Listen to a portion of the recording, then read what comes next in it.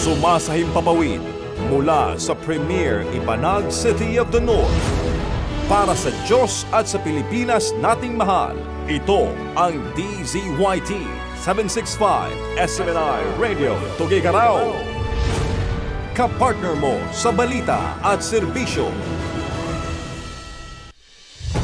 Mga balita, impormasyon, serbisyo at inspirasyon dito lang sa DZYT 765 SMNR Radio Tuguegarao. SMNR Radio News Blast.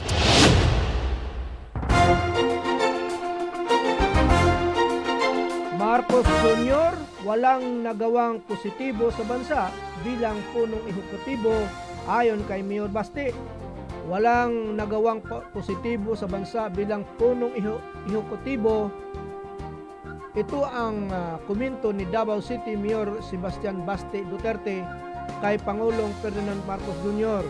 Ginawa ni Basti ang naturang pahayag sa isang regional gathering ng RAGE Coalition sa Davao City noong Sabado, Mayo 23, 2026. Ang mga nagawa lang niya ng kasalukuyang gobyerno ay ang ibalik ang mga illegal na droga, kriminalidad at korupsyon sa bansa.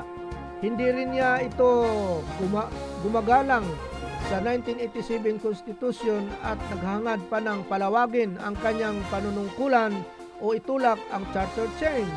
Kasabay nito ay binatikos din ni Basti ang International Criminal Court kung saan kinwestiyon niya kung bakit inaresto ang kanyang ama na si dating Pangulong Rodrigo Duterte.